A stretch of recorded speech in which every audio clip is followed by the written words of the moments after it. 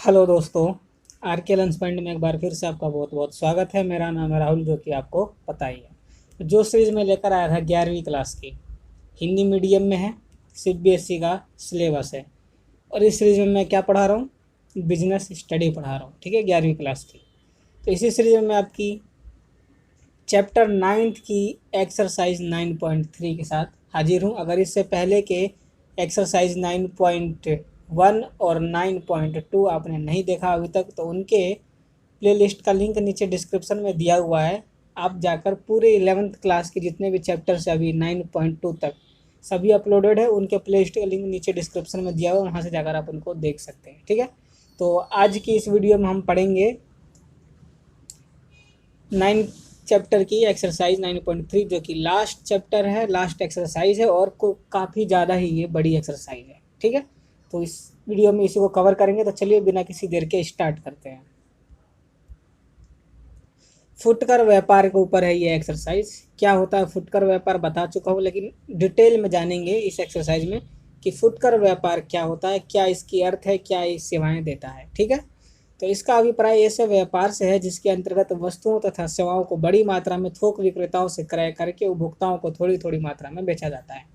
यह परिभाषा मैं आपको पहले भी 2 बार बता चुका हूँ, 9.1 और 9.2 में, ठीक है। क्या है इसकी विशेषताएं? फुटकर व्यापारी मध्यस्थों की श्रृंखला की अंतिम कड़ी है। जो फुटकर व्यापारी होता है वो अंतिम कड़ी होती है किसकी? मध्यस्थों की श्रृंखला की। जो मध्यस्थों की श्रृंखला होती है उसमें अंतिम कड़ी जो होती है वो फुटकर व्यापारी होते हैं, ठीक है, क्योंकि इसके बाद फिर सीधा उपभोक्ता आते हैं। अगला, वह अनेक प्रकार की वस्तुओं में व्यापार करता है। जो फुटकर व्यापार होता है वह अनेक वस्तुओं में व्यापार कर सकता है, ठीक है। अगला है, वह थोक व्यापारियों से माल खरीद कर उपभोक्ताओं तक पहुंचाता है। जो फुटकर व्यापारी होता है क्या करता है? थोक व्यापारियों से माल खरीदता है और उपभोक्ताओं को बेचता है। इसका ग्राहकों से व्यक्तिगत संपर्क रहता है। जो फुटकर व्यापारी होते हैं इनका सीधा संपर्क ग्राहकों से होता है, ठीक है, क्योंकि यही उपभोक्ता तक माल पहुंचाते हैं। और जो थोक व्यापारी होते हैं उनका संपर्क किससे होता है? फुटकर व्यापारियों से होता है और उत्पादकों से होता है, ठीक है। तो जो फुटकर व्यापारी होते हैं इनका व्यक्तिगत संपर्क तो होता ही है ग्राहकों के साथ, इनके साथ साथ थोक व्यापारियों के साथ भी इनका संपर्क होता है। अब आगे बढ़ते हैं। फुटकर व्यापारी और थोक व्यापारी में क्या है अंतर, ये जानेंगे। और ये पेपर के लिए बहुत ही मोस्ट इम्पोर्टेंट है। पेपर में 100% यह पूछा जा सकता है। व्यापारी की प्रकृति, यह थोक व्यापारी से माल खरीदकर उपभोक्ता को बेचता है। जो फुटकर व्यापारी होता है थोक व्यापारी से माल खरीदता है और उपभोक्ता को बेच देता है। और जो थोक व्यापारी होता है वो क्या करता है? वो उत्पादकों से माल खरीदकर फुटकर व्यापारियों को बेचता है, ठीक है। अंतिम सौदा कैसा होता है? फुटकर व्यापारी द्वारा बेचा गया माल पुनः नहीं बिकता। जो फुटकर व्यापारी माल बेच देता है वो दोबारा नहीं बिकता। क्यों? क्योंकि उसे उपभोक्ता खरीदते हैं। और जो थोक व्यापारी का माल बिका हुआ होता है वह पुनः बिकता है, क्योंकि थोक व्यापारी अपना माल किसको बेचता है? फुटकर व्यापारी को बेचता है, और फुटकर व्यापारी फिर से एक बार उसी माल को आगे बेचता है। लेकिन जो फुटकर व्यापारी माल बेच देता है वह माल वापिस से दोबारा नहीं बिकता, क्योंकि वह उपभोक्ता अपने उपभोग के लिए खरीदते हैं। क्रय की मात्रा, फुटकर व्यापारी थोड़ी थोड़ी मात्रा में माल खरीदता है और थोक व्यापारी बड़ी मात्रा में माल खरीदता है, ठीक। वस्तुओं की संख्या, जो फुटकर व्यापारी होता है वो अनेक वस्तुओं में व्यापार करता है, और जो थोक व्यापारी होता है वो कुछ ही लिमिटेड वस्तुओं में व्यापार करता है, ठीक है।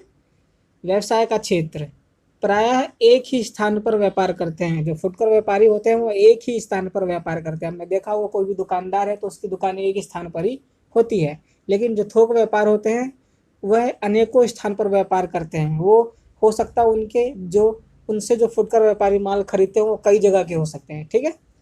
स्थान का चयन, फुटकर व्यापारी जहाँ पे उपभोक्ता आसानी से पहुँच सके वहाँ पर अपने क्या करता है? दुकान लगाता है, वहाँ पे स्थान का चयन करता है। और जो थोक व्यापारी होता है ये कैसे स्थान का चयन करेगा? जहाँ पर ट्रक आदि व फुटकर व्यापारी पहुँच सके। मतलब कि ट्रांसपोर्टेशन सर्विस और फुटकर व्यापारी जहाँ पर आसानी से पहुँच सके वहाँ पर थोक व्यापारी अपना स्थान चुनता है, ठीक है। तो ये क्या है?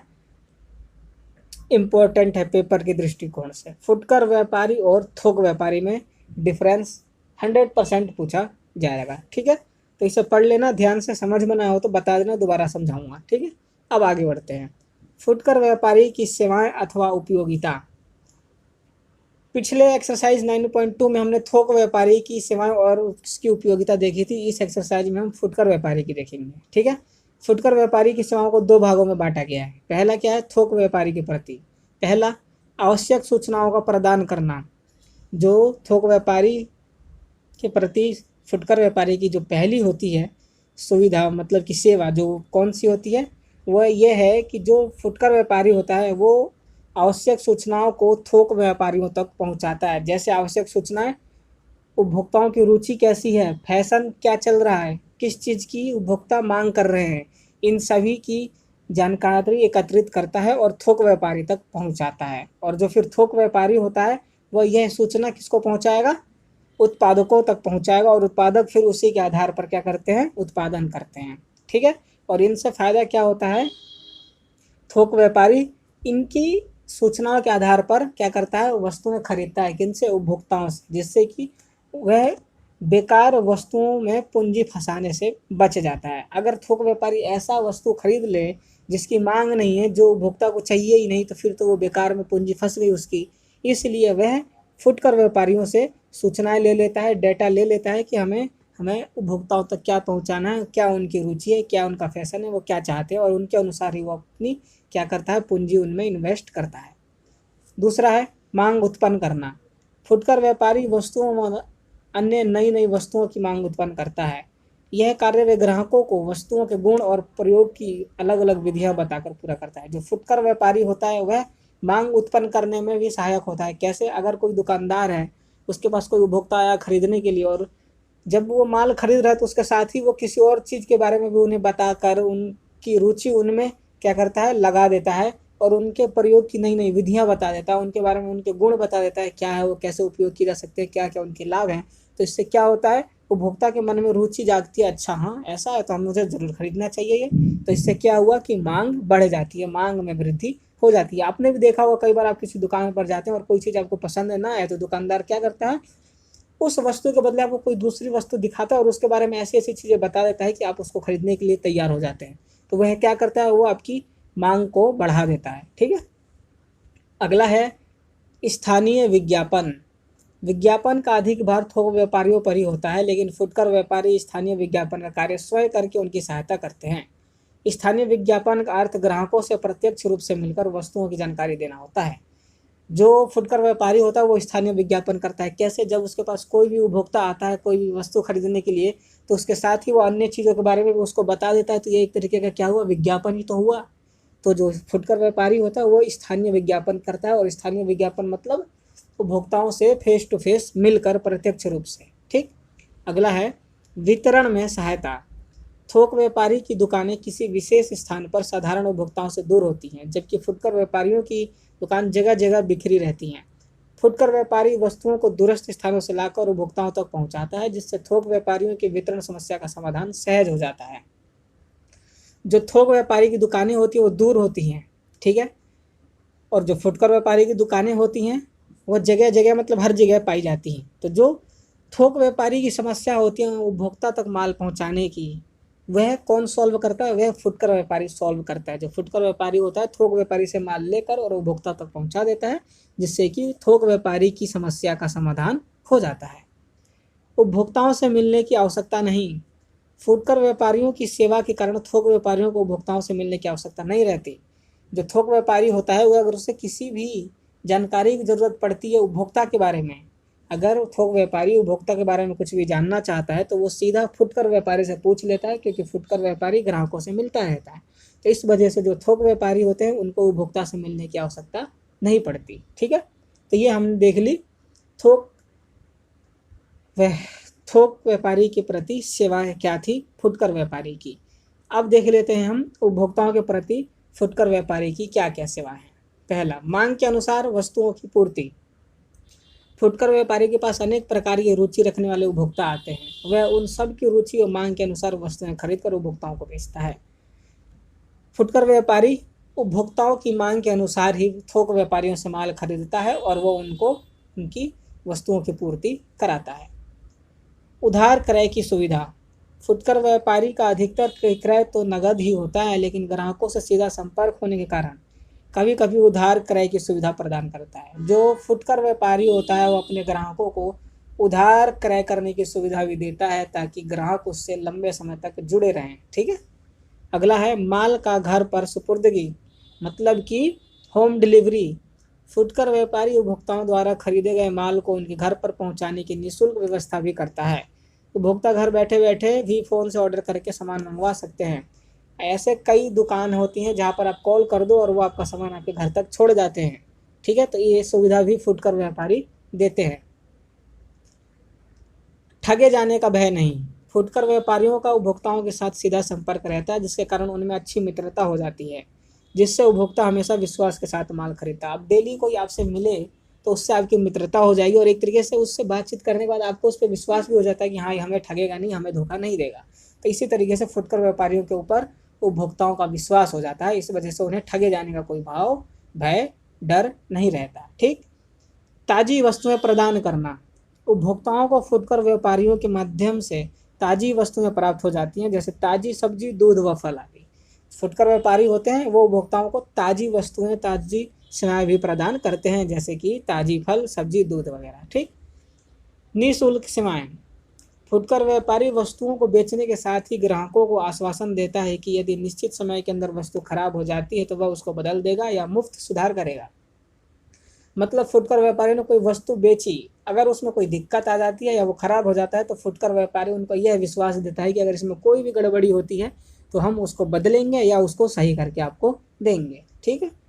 और आखिरी है उपभोक्ता से निकट संबंध। प्रत्यक्ष संपर्क होने के कारण फुटकर व्यापारी अपने ग्राहकों से अधिक निकट होता है। अब डेली आप जिससे मिल रहे हो तो उससे आपके संबंध, मित्रता हो जाती है, जिससे वो आपके अधिक निकट हो जाते हैं। ठीक। तो ये हमारी कौन सी सेवाएं हैं? उपभोक्ता के प्रति सेवाएं देखी हमने। किसकी देखी हमने? फुटकर व्यापारी की। ठीक। तो अब आगे बढ़ते हैं। अब देख लेते हैं कि फुटकर व्यापारियों के प्रकार कितने होते हैं। सबसे पहला होता है भ्रमणकारी फुटकर व्यापारी और दूसरा स्थायी दुकान। ये दो प्रकार की फुटकर व्यापारी होते हैं। पहला तो भ्रमणकारी, दूसरा स्थायी दुकान है।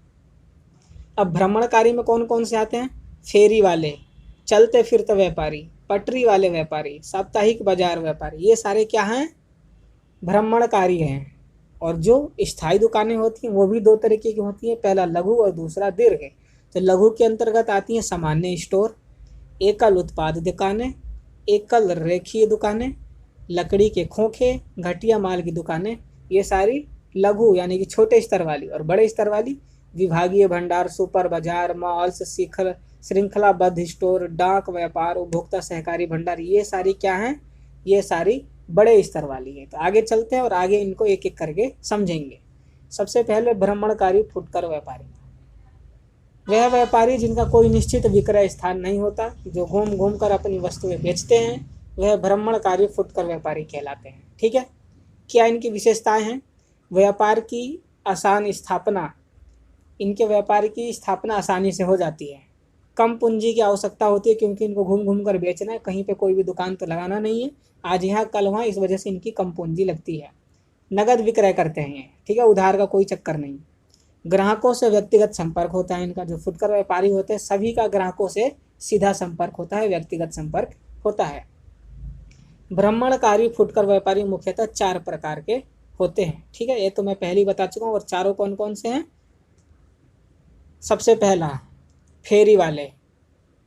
फुटकर व्यापार के अंतर्गत यह व्यापारी सबसे छोटी इकाई के रूप में होते हैं। फेरी वाले होते हैं जो सबसे छोटी इकाई के रूप में होते हैं, सबसे छोटे फुटकर व्यापारी होते हैं। यह अपनी वस्तुएं ठेलों पर, सिर पर व कंधों पर रखकर बाजार बाजार, गली गली तथा मोहल्ले मोहल्ले में बेचते हैं। आपने बहुत देखा होगा, केले वालों को देखा होगा, फल वालों को, सब्जी वालों को। ये क्या होते हैं? ये फेरी वाले होते हैं जो कि अपने माल को ठेले या अपने खुद के सर कंधे पर रखकर गली गली में घूम घूम कर बेचते हैं। वह क्या कहलाते हैं? वो फेरी वाले होते हैं। अगला है चलते फिरते व्यापारी। ये भी सेम इनकी तरह ही हैं। इन व्यापारियों का मुख्य उद्देश्य स्थानीय अवसरों का लाभ उठाना है। यह व्यापारी स्थायी दुकान अथवा खुला स्थान किराए पर लेकर अपना व्यापार करते हैं। जैसे ही किसी एक स्थान पर लाभ के अवसर समाप्त होते हैं, यह तुरंत अपने व्यापार का स्थान बदल देते हैं। कहने का मतलब यह है कि चलते फिरते व्यापारी वह व्यापारी होते हैं जो कि स्थानीय अवसरों का लाभ उठाते हैं। मतलब कि जहाँ कहीं भी भीड़ भाड़ होती है, जहाँ पर कोई मेला वगैरह लगने वाला होता है, जहाँ पर उनको लाभ ज़्यादा हो सकता है, वह अपने व्यापार को वहाँ पर स्टार्ट करते हैं और जब तक उनको वहाँ पर लाभ होता रहता है तब तक वो वहाँ पर रुकते हैं, और जैसे ही वहाँ का अवसर समाप्त होता है, मतलब लाभ होना बंद होता है, तुरंत वो अपने स्थान को चेंज करके फिर से दोबारा वहाँ जाते हैं जहाँ पर उनको दोबारा से लाभ हो सके। ठीक है, जैसे दिवाली, कहीं पर कोई मेला लग रहा है तो वहाँ पर ज़्यादा लोग आते हैं तो उनसे वहाँ पर ज़्यादा फायदा होता है। तो ऐसे व्यापारी ऐसे ही स्थानों पर ज़्यादातर पाए जाते हैं और देखे जाते हैं। अगला है पटरी वाले व्यापारी। यह व्यापारी सड़क के किनारे फुटपाथ पर अपना सामान बेचते हैं। यह अपनी दुकान ऐसे स्थान पर लगाते हैं जहाँ खूब भीड़ रहती है। इनके द्वारा बेची जाने वाली वस्तुएं दैनिक उपयोग की होती हैं। ग्राहकों के लिए इससे सामान खरीदना बहुत आसान होता है। पटरी वाले आपने बहुत देखे होंगे, किसी भी रोड के किनारे साइड में पटरी पर अपनी दुकान लगाकर बेचते हैं, और ये ज़्यादातर वहाँ पर अपनी दुकान लगाते हैं जैसे भीड़ भाड़ वाले इलाके में, ताकि ज़्यादा लोग इनसे माल खरीद सकें। ठीक है, और ग्राहकों के लिए भी इनसे माल खरीदना आसान होता है। ठीक है, तो ये होते हैं पटरी वाले। और लास्ट, साप्ताहिक बाजार। अपने बड़े बड़े अगर कहीं स्थान पर जाते हैं, शहरों में जाते हैं, तो आपने वहाँ पर देखा होगा साप्ताहिक बाजार जैसे लगती हैं, बुध बाजार, मंगल बाजार, सोम बाजार, ऐसे बहुत सारे बाजार लगते हैं, संडे बाजार। ठीक, ये बड़े बड़े शहरों में अलग अलग स्थानों पर साप्ताहिक बाजार पाए जाते हैं। इन बाज़ारों में दैनिक उपयोग की वस्तुएं उचित मूल्य पर उपलब्ध रहती हैं। यह साप्ताहिक बाजारें होती हैं। ठीक है, तो अब हम देख लेते हैं स्थायी दुकानें। स्थायी दुकानें मतलब कि फुटकर व्यापारी की दूसरी प्रकार। पहला प्रकार तो हमने ये देखा, भ्रमणकारी फुटकर व्यापारी। अब देखेंगे स्थायी दुकानें, उसमें भी दो प्रकार की हैं, पहली लघु स्तरीय और दूसरी दीर्घ स्तरीय। तो पहले हम लघु स्तरीय देखेंगे। ठीक, सामान्य स्टोर। सामान्य स्टोर पर दैनिक उपयोग में आने वाली अच्छी किस्म की वस्तुएं बेची जाती हैं। इनकी स्थापना ऐसे स्थान पर की जाती है जहां पर काफ़ी संख्या में लोगों का आना जाना लगा रहता है। इनके पास रोज़मर्रा की सभी वस्तुएं बेची जाती हैं। यह ग्राहकों को उधार माल भी बेचते हैं। सामान्य स्टोर आपने बहुत जगह देखी होगी जहाँ पर आपको डेली की रोज़मर्रा की चीज़ें मिल जाती हैं, और ये स्टोर वहाँ पर लगाई जाती है जहाँ पर काफ़ी संख्या में लोगों का आना जाना रहता है। ठीक है, हर एक व्यक्ति अपना स्टोर वहीं पर लगाना चाहेगा जहाँ पर लोग ज़्यादा आते जाते हो, ताकि उससे ज़्यादा उसकी बिक्री हो सके और उसका ज़्यादा लाभ हो। ठीक है, तो ये होता है सामान्य स्टोर, जो कि स्थायी दुकानों के अंतर्गत आता है। दूसरा है एकल उत्पाद दुकानें। यह व्यापारी एक ही वस्तु का विक्रय करते हैं। जिस वस्तु का यह व्यापार करते हैं उसकी अनेक किस्में रखते हैं, जैसे बच्चों के कपड़े, धार्मिक पुस्तकें। बच्चों के कपड़े बेचने वाले व्यापारी केवल बच्चों के ही कपड़े बेचते हैं तथा छोटे बड़े सभी साइज में प्रायः सभी कंपनियों के उपलब्ध होते हैं। कहने का मतलब एकल उत्पाद दुकानें मतलब कि एक ही प्रकार की उत्पाद उसमें बेची जाती है। जैसे कि कोई कपड़े की दुकान है तो उसमें केवल कपड़े की दुकान, कपड़े ही बेचे जाएंगे। जैसे कोई धार्मिक पुस्तकों की दुकान है तो उसमें केवल धार्मिक पुस्तकें ही बेची जाएंगी। ठीक, ये होती है हमारी एकल उत्पाद दुकानें। ठीक, अगला है एकल रेखीय स्टोर। एकल रेखीय स्टोर और एकल उत्पाद दुकानों में थोड़ा सा अंतर है दोनों सेम लेकिन थोड़ा सा अंतर है। देखते हैं क्या। यह व्यापारी एक उत्पाद लाइन में व्यवहार करते हैं। यदि बच्चों के कपड़ों की दुकानें के स्थान पर रेडीमेड गारमेंट की दुकान खोली जाए तो ऐसी दुकान पर बच्चे, बूढ़े, जवान, स्त्री, पुरुष आदि सभी के कपड़े उपलब्ध होंगे। इसी तरह की दुकान को एकल रेखीय स्टोर कहा जाता है। ऐसे ही यदि धार्मिक पुस्तकों की दुकान के स्थान पर पुस्तकों की दुकान खोली जाए तो ऐसी दुकानों पर सभी प्रकार की पुस्तकें उपलब्ध होंगी। एकल उत्पाद दुकानों का मतलब केवल एक प्रोडक्ट। अगर बच्चों के कपड़े बेचे जा रहे हैं तो वहाँ पे केवल बच्चों के कपड़े मिलेंगे। अगर धार्मिक पुस्तकें बेची जा रही है तो केवल धार्मिक पुस्तकें बेची जाएंगी। लेकिन जो एकल रेखीय स्टोर होते हैं, इसमें जो दुकानें खोली जाती हैं वो ऐसे खोली जाती हैं, कपड़े की दुकान। अब कपड़े की दुकान का मतलब कोई निश्चित नहीं है, इस पर बड़े, बुजुर्ग, छोटे, बच्चे, स्त्री, पुरुष सभी के कपड़े मिल जाएंगे। ठीक है, तो ये होते हैं एकल रेखीय स्टोर। जैसे बुक स्टोर, बुक स्टोर का मतलब सभी प्रकार की बुक वहाँ पर मिलेंगी। ठीक है, तो इस तरीके की स्टोर को हम एकल रेखीय स्टोर कहते हैं। ठीक है, अब आगे बढ़ते हैं। लकड़ी के खोखे अपने गाँव में देखे होंगे, गाँव में बहुत पाए जाते हैं। यह दुकान प्रायः लकड़ी के खोखों में चलाई जाती है। आजकल मुख्य स्थानों पर पक्की स्टॉल भी बनाई जाने लगी है।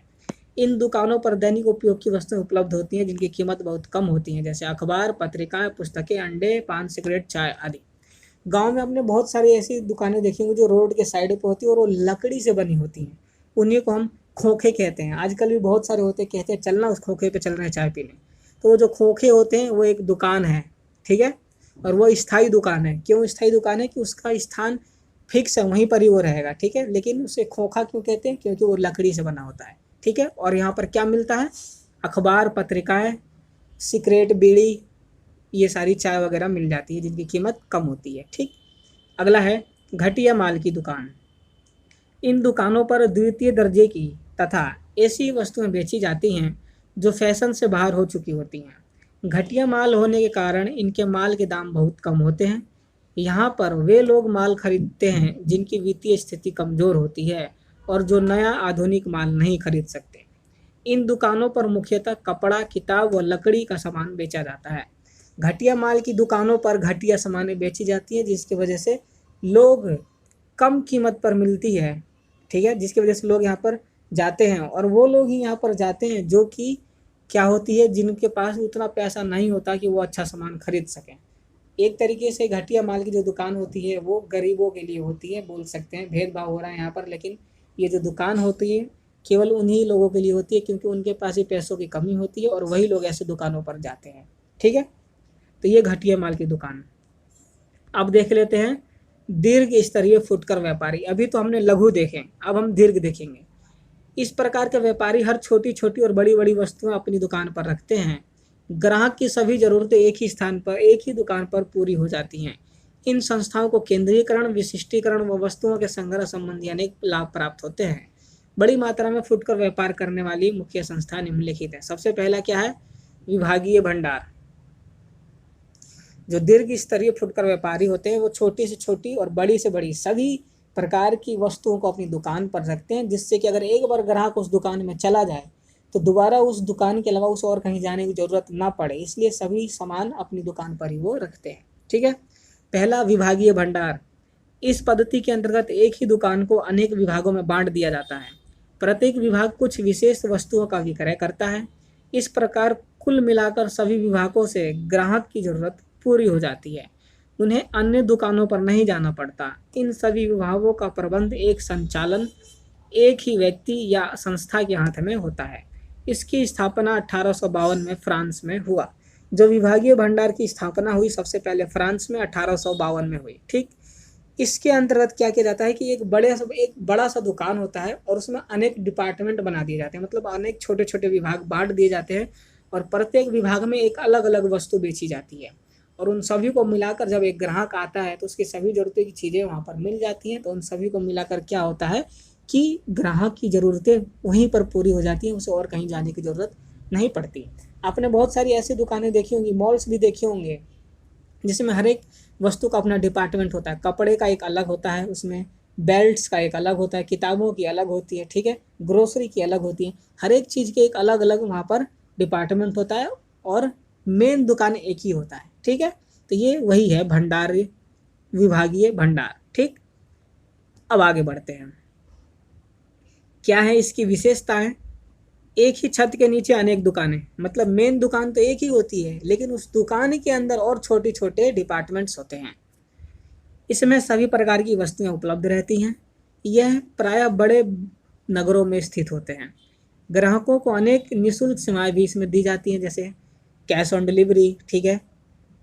इनमें अच्छी किस्म की वस्तुएं बिकती हैं। इनमें जो बेची जाती हैं वह अच्छी क्वालिटी की होती हैं। क्या है इसकी हानियाँ?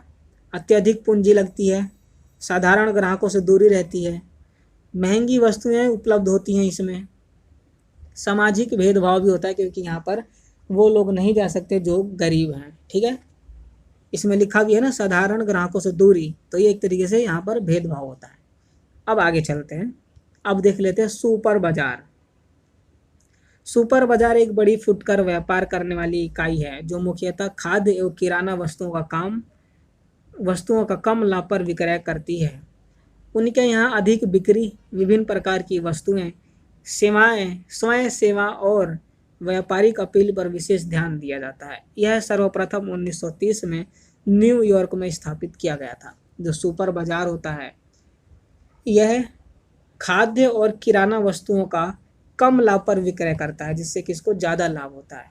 यहाँ पर अधिक बिक्री होती है, विभिन्न प्रकार की वस्तुएं पाई जाती हैं। स्वयं सेवा मतलब अपनी इच्छा अनुसार खुद अपनी सेवा का चयन कर सकते हैं और व्यापारिक अपील पर विशेष ध्यान दिया जाता है, ठीक है।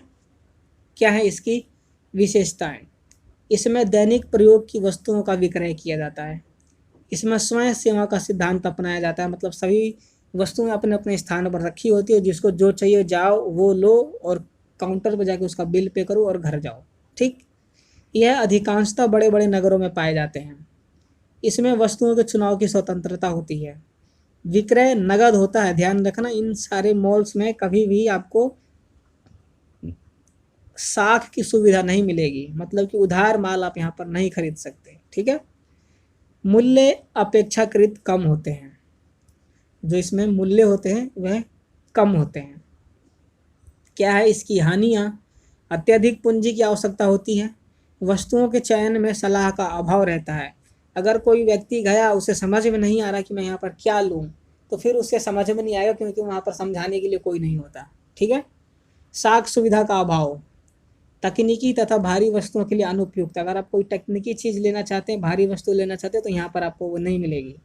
चोरी की संभावना बनी रहती है, क्योंकि यहाँ पर वस्तुओं के चयन के लिए स्वतंत्रता होती है, आप खुद अपनी वस्तु का चयन कर सकते हैं। इस वजह से कई ग्राहक कोई चीज़ निपटा भी देते हैं चयन करते करते। ठीक है, तो ये हमने सुपर बाजार देखा।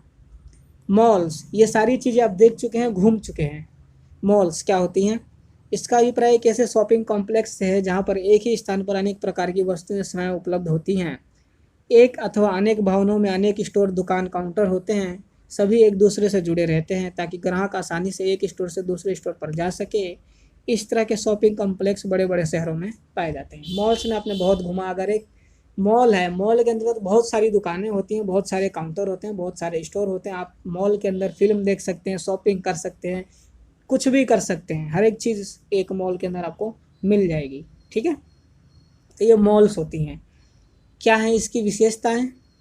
बड़े आकार की परचून दुकानें होती हैं, इनमें हर एक चीज़ें मिल जाएंगी आपको।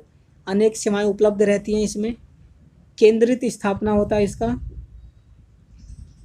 बड़े पैमाने पर विज्ञापन की आवश्यकता होती है।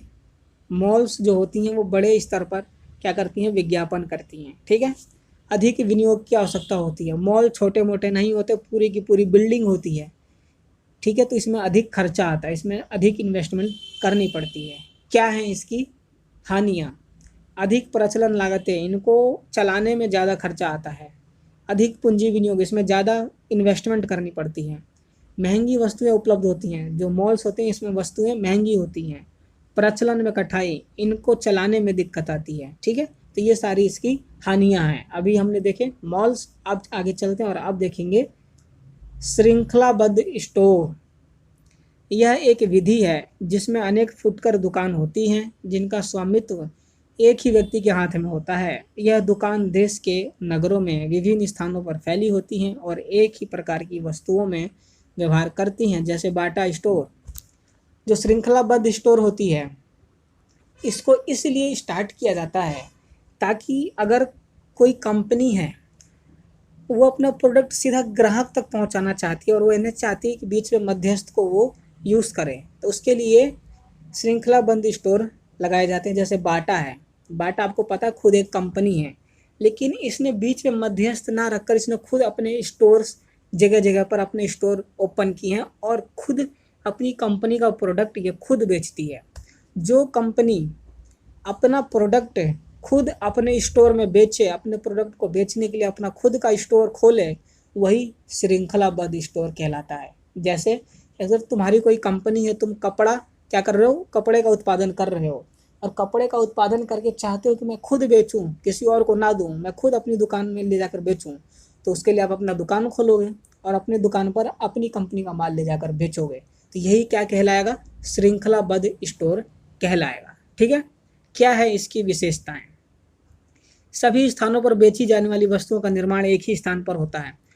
अब आपकी कंपनी तो फैक्ट्री, एक कंपनी फैक्ट्री जो भी आपने लगा रखी है वो एक ही स्थान पर है, लेकिन आपकी जो छोटे छोटे स्टोर्स हैं, दुकान हैं, वो कई जगह पर, कई स्थानों पर हो सकते हैं। ठीक है, सभी दुकानों का स्वामी एक व्यक्ति या एक फर्म होती हैं। अब आपकी जितनी भी दुकानें हैं उन सब के मालिक केवल एक ही हैं और वो हैं आप। ठीक है, सभी वस्तुएं आकार, गुण व मूल्य में एक समान होती हैं। ठीक है, सभी प्रकार की जो प्रोडक्ट्स होते हैं कॉमन होती हैं, उनमें कुछ भी चेंजेस नहीं होता। इनका विक्रय 100% नगद होता है, इनमें कोई भी साख की सुविधा नहीं होती, विक्रय नगद होता है। ठीक, ये इसकी विशेषताएं हैं। क्या है इसकी हानियां? अत्यधिक पूंजी की आवश्यकता होती है, खुद की कंपनी भी और अब खुद का स्टोर भी चलाना है तो पूंजी ज़्यादा लगेगी।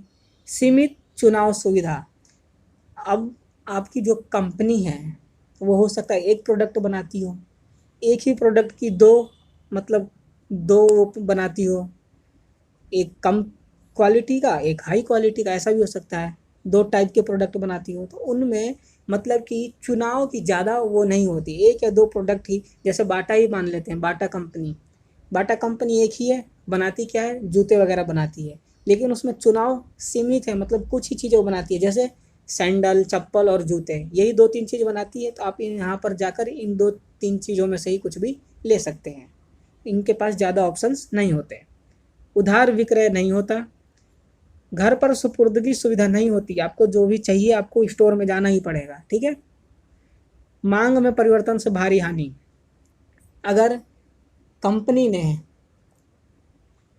ऐसा कोई उत्पादन कर दिया जो कि उपभोक्ता को नहीं चाहिए, पहले चाहिए लेकिन जैसे ही उसका उत्पादन हुआ उसके बाद उपभोक्ता का मन बदल गया, परिवर्तित हो गया, अब उसको वो नहीं चाहिए, तो इससे कंपनी को तो हानि हो जाएगी ना, क्योंकि उसने तो उसका क्या करते उत्पादन कर दिया है।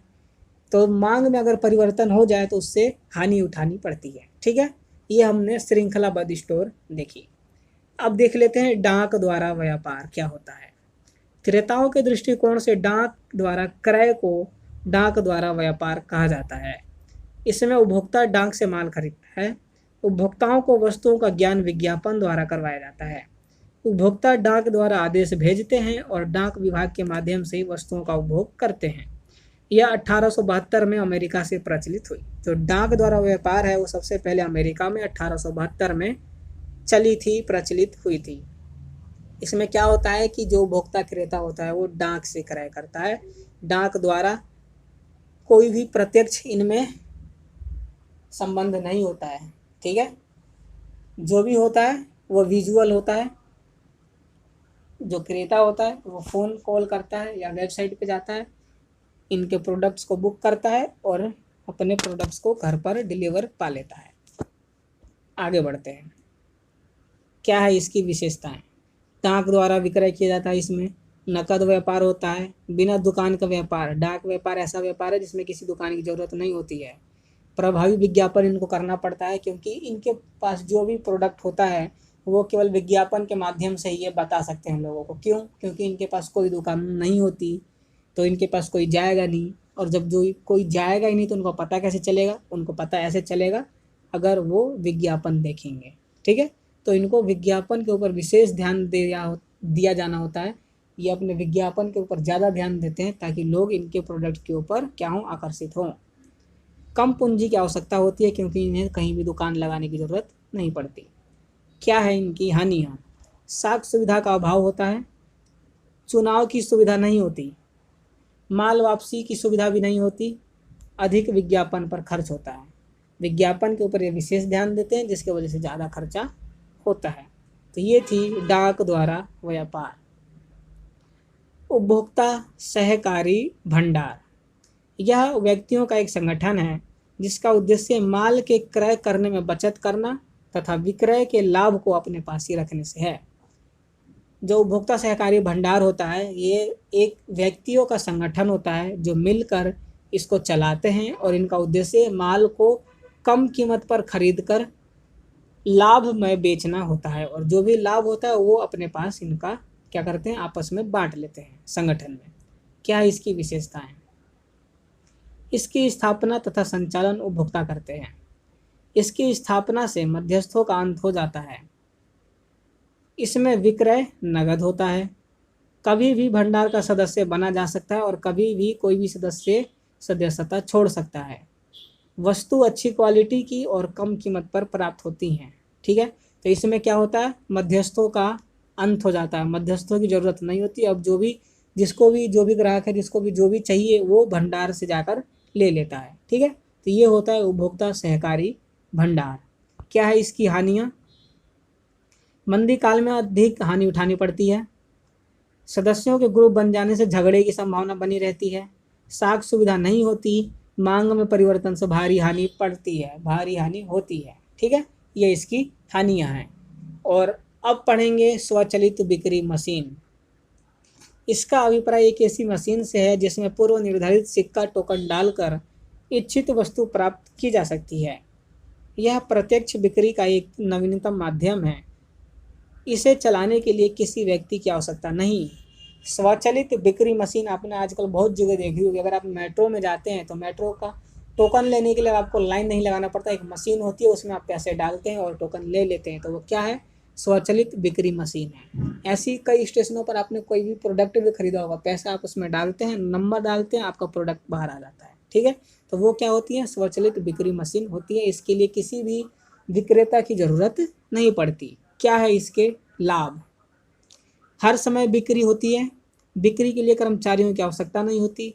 ताज़ी वस्तुओं की प्राप्ति हो जाती है। मशीनों को चलाने में कोई कठिनाई नहीं आती। चोरी का डर नहीं होता, क्योंकि मशीन से चोरी करोगे तो पकड़े जाओगे। क्या है इसकी हानियाँ? साख सुविधा नहीं होता, नगद विक्रय होता है।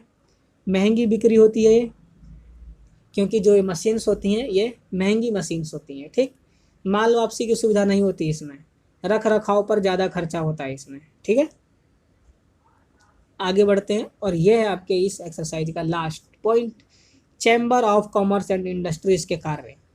Chamber of commerce and industries होता क्या है, यह जानते हैं। यह व्यवसाय से जुड़े लोगों के संघ होते हैं। इनका उद्देश्य व्यवसाय तथा व्यवसायियों के हितों को सुरक्षित रखना है। इसके सदस्यों में मुख्यतः व्यापारी, ब्रोकर व उद्योगपति सम्मिलित होते हैं। इन संघों की मुख्य विशेषता यह है कि यह किसी एक विशेष उद्योग की नहीं बल्कि पूरे व्यावसायिक समुदाय के हितों की देखरेख करते हैं। यह क्षेत्रीय, राष्ट्रीय व अंतर्राष्ट्रीय स्तर पर होते हैं। जो chamber of commerce and industries होती है यह क्षेत्रीय स्तर पर भी होती है, राष्ट्रीय स्तर पर भी होती है और अंतर्राष्ट्रीय स्तर पर भी होती है। और इनका उद्देश्य होता है व्यवसायियों के हितों को सुरक्षित करना। ठीक है, क्या है इनके कार्य?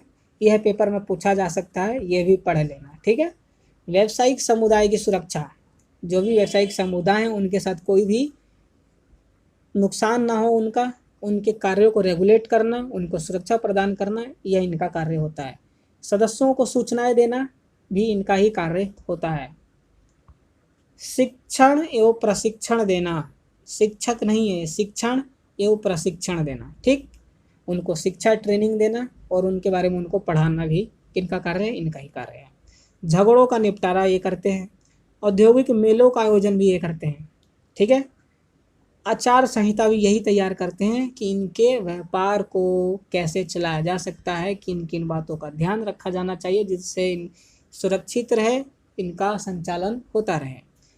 ठीक है, तो ये हमने चैम्बर्स पढ़ लिए। Chamber of commerce and industries क्या होती हैं, क्या है इसके कार्य। ठीक है, तो यह एक्सरसाइज यहीं पर समाप्त होती है। मैं आशा करता हूँ कि सब कुछ समझ में आ गया होगा। अगर कुछ भी समझ में नहीं आया तो नीचे कमेंट करके बता देना। और तुरंत ही कुछ भी समझ में नहीं आया हो और तुरंत मुझसे पूछना चाहते हो तो हमारे टेलीग्राम चैनल को भी ज्वाइन कर लो। PDF के नोट्स का लिंक डिस्क्रिप्शन में दिया हुआ है, टेलीग्राम में भी दिया हुआ है। टेलीग्राम पे जाके देख सकते हो, कभी भी कुछ भी पूछ सकते हो, इंस्टेंटली अपने क्वेश्चंस का आंसर भी पा सकते हो। तो आज की एक्सरसाइज में बस इतना ही। अगर अभी तक हमारे चैनल को सब्सक्राइब नहीं किया तो सब्सक्राइब करो, नोटिफिकेशन बेल को ऑल करके सेट कर लेना ताकि नोटिफिकेशन से मिस ना हो। कमेंट करना, जो भी बताना पूछना चाहते हो। वीडियो अच्छी लगी है तो लाइक कर देना और अपने दोस्तों के साथ भी शेयर करना जो बिजनेस स्टडी हिंदी में पढ़ना चाहते हैं। तो आज की वीडियो में बस इतना ही। बहुत जल्द मैं आपके अगले चैप्टर 10 के साथ मिलूंगा। तब तक के लिए गुड बाय, जय हिंद, जय भारत।